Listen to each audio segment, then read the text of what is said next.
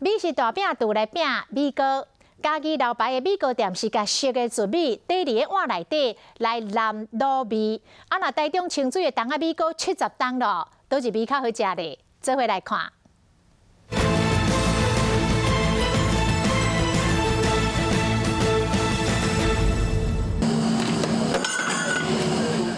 点完甲吹好熟的米糕胃口啊挖出来，淋特别制作的酱料。那到食饭的时间，店内底就坐甲烤煮煮。差不多1个月吃2、3次啦。吃2个啊？吃2个。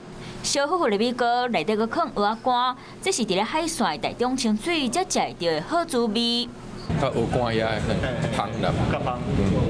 海线的口味。清水米糕好食的撇步，就是甲正肉、肥肉含蚵仔干放入去烤内底，尾也吹好熟，油含米糕豆大做伙，食起来 Q Q Q。藕瓜，这是从阿公那个时候就一直坚持要加的这个东西。对，因为他是说没有加这个东西就没有海的味道。来，马冬瓜，来个绝汤米啊！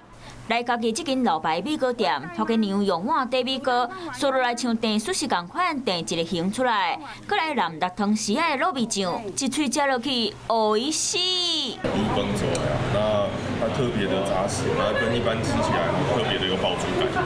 唔免烤到吹好熟，家己米糕底伫咧碗内底，互人客食到米粒仔、猪油含肉臊的香味。 要食的时阵吼，肉肉较咸饺的安尼啦，会较 Q 较黏。两间米糕互相相比拼，清水米糕先用烤啊吹熟，口感软 Q；家己米糕直接底伫咧碗内底，会当食到米粒仔的口感。两种米糕拢有放卤肉，不过清水米糕就另外加蚵仔干，食到海鲜味。我觉得这边比较好吃吧，因为可能是它有酱，然后它又你刚刚说用鹅肝啊，外县市的口味跟口感可能就没有嘉义那么道地，有一种魔力。 我也不知道。一碗细碗米糕，食到在地无共风味，就是要互每一个歪喙家食会介意。